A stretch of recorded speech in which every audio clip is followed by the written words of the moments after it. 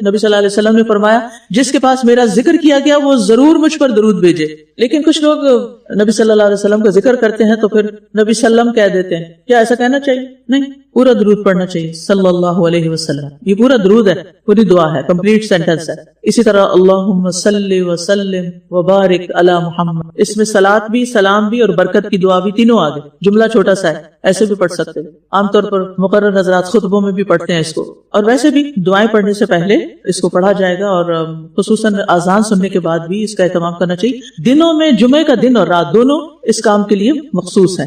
نبی صلی اللہ علیہ وسلم نے فرمایا جمعہ کے دن اور رات کو کثرت سے مجھ پر درود پڑھا کرو. اور دوسری روایت میں آتا ہے مجھ پر جمعے والے دن کثرت سے درود پڑھا کرو، کیونکہ ابھی میرے پاس جبریل علیہ السلام اپنے رب عز و جل کے پاس سے آئے تھے کہ اللہ تعالیٰ نے فرمایا کہ روئے زمین پر جو مسلمان بھی آپ پر ایک بار درود پڑے گا تو میں اور میرے فرشتے اس پر 10 بار رحمت کریں گے. یعنی اللہ تعالیٰ رحمت بھیجیں گے اور فرشتے رحمت کی دعا کریں گے. ٹھیک ہے، تو اس لیے مختلف مواقع پر درود کا اہتمام کرنا چاہیے. امام سفیان ثوری کہتے ہیں اگر حدیث پڑھنے والے کو کوئی اور فائدہ نہ بھی ہو تو اس کو یہ فائدہ ضرور حاصل ہوتا ہے کہ وہ رسول اللہ صلی اللہ علیہ وسلم پر درود بھیجتا رہتا ہے. جب تک وہ حدیث کی کتاب پڑھتا رہتا ہے اس پر اللہ کی رحمت نازل ہوتی رہتی ہے. جب تک آپ حدیث کی کتاب پڑھتے رہتے ہیں آپ پر اللہ کی رحمت نازل ہوتی رہتی ہے. تو رحمت پانے کے لیے کیا کریں؟ حدیث پڑھتے رہیں. ضروری نہیں کہ کورس میں کوئی کتاب ہو تو پھر ہی پڑھیں، اس کے علاوہ بھی طریقے سوچیں کہ آپ کیا پڑھ سکتے ہیں. حدیث کی کوئی بھی کتاب آپ شروع کریں، 2 حدیثیں ہی روز پڑھ لیں، 3 پڑھ لیں، علم وحی میں اضافہ ہوگا، برکتیں نازل ہوں گی. اور آپ کو پتا ہے کہ ترکی میں خاص طور پر یہ رواج تھا کہ جب ان پر کوئی مشکل آتی تھی تو وہ بخاری کا ختم کرتے تھے، مل کے سارے لوگ بیٹھ کے پوری بخاری پڑھ لیتے تھے، کیونکہ بے شمار دفعہ اس میں درود آتا. اچھا، ایک اور بات یہ بھی یاد رکھیے کہ درود پڑھنے کے لیے کوئی جگہ مخصوص نہیں کہ مصلی پر ہی بیٹھے ہوں، کہیں بھی پڑھ سکتے ہیں. اور اس کے علاوہ تعداد بھی مقرر نہیں کہ اتنی دفعہ ضرور پڑھنا ہے، سوائے صبح شام کے اذکار کے 10 دفعہ اس میں بتایا گیا.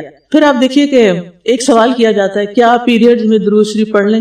یہ سوال کرتے ہیں نا لوگ. پیریڈز کی حالت، نفاس کی حالت درود شریف پڑھنے میں رکاوٹ نہیں ہے، آپ پڑھ سکتے ہیں. ٹھیک ہے، بغیر وضو کے بھی پڑھ سکتے ہیں. وضو کے ساتھ پڑھنا زیادہ افضل ہے، لیکن بغیر وضو کے بھی آپ پڑھ سکتے ہیں. اچھا، بعض لوگ کئی ہزار دفعہ پڑھتے ہیں دن میں درود، آپ کو پتا ہے؟ یعنی کچھ لوگوں کو میں نے خود پرسنلی دیکھا کہ وہ ہر وقت ذکر کریں، ان کے ہونٹ ہلنے ہوتے ہیں. تو میں نے پوچھا کہ آپ کیا پڑھتے ہیں؟ تو انہوں نے کچھ تعداد بتائی جو مجھے یاد نہیں. ان کی والدہ نے شاید ان کو سکھایا تھا، اور اس وقت سے وہ مسلسل پڑھتی رہتی ہیں. اور ان کے شوہر حافظ ہیں اور وہ دن اور رات میں قرآن پڑھ لیتے ہیں، چلتے پھرتے کام کاج کرتے. یعنی ان کا روٹین ہے روزانہ کا. کیسے کیسی ہمتیں ہیں لوگوں کے پاس، کیسے کیسے اللہ نے ان کے لیے رحمت اور برکت کے دروازے کھولے. وہ کون سی چیز ہے جو ہم ایسی کر رہے ہیں جو عام لوگ نہ کرتے ہیں؟ کوئی تو ہونی چاہیے، ایک ایکسٹرا مائل تو جانا چاہیے. ہمیں کس کو فالو کرنا چاہیے؟ ان کو جو نیکیوں میں ہم سے آگے ہیں یا جو پیچھے ہیں. لیکن نارملی ہم کیا کرتے ہیں، وہ بھی تو نہیں کر رہا، ابھی اس نے بھی نہیں کیا، وہ تو مجھ سے زیادہ جانتا ہے، اس نے بھی نہیں کیا، تو کیا فرق پڑتا ہے؟ یہ کر لے پھر میں بھی کر لوں گی. میرے لیے کوئی رول ماڈل ہی نہیں، کوئی انسپریشن ہی نہیں، میں کیا کروں؟ کوئی موٹیویشن نہیں. یہ نہ سوچا کریں. آپ موٹیویشن بنے دوسروں کے لیے، آپ انسپریشن بنے دوسروں کے لیے، آپ لیڈ کریں دوسروں کو. صرف فالوور بن کے ہی جینا ہے، خود اپنے طور پہ کچھ نہیں کرنا اور اپنی طرف سے دوسروں کے لیے خیر نہیں عام کرنی. تو سستی سے باہر نکلیں اور سستی دور کرنے کے لیے بھی درود پڑھیں. اور ایک فائدہ یہ بھی ہوگا کہ جتنا آپ درود پڑھیں گے نا، آپ کو نبی صلی اللہ علیہ وسلم سے محبت ہو جائے گی. اور یہ محبت اتنی خوبصورت چیز ہے کہ آپ سوچ ہی نہیں سکتے. آپ کو پھر اپنی تنہائی میں کیا نہیں ہوگا، کوئی ڈپریشن نہیں ہوگا. آپ کے ہلکے ہلکے آنسو آئیں گے، آپ کے دل میں نبی صلی اللہ علیہ وسلم کی یاد ہوگی، کوئی قربانی کا موقع کہ کس موقع پر آپ نے کیسی قربانی کی، مختلف سچویشن یاد آئیں گی. درود شریف پڑھ رہے ہوں گے اور آپ خیالوں میں مدینہ پہنچے ہوئے ہوں گے. تو زندگی میں کچھ تو کرنا ہے نا، اور کچھ نہیں، چلو محبت ہی کر لیں. لیکن ایک محبت جب ہوگی تو پھر کام بھی ہوگا، سنت کی پیروی بھی ہوگی، کچھ کریں گے بھی صحیح. کیونکہ جو جس سے جتنی محبت کرتا ہے اس کو اتنا زیادہ یاد کرتا ہے اور اس کا تذکرہ دوسروں میں بھی کرتا ہے. تو بہرحال ہمیں کثرت سے درود بھیجنا چاہیے.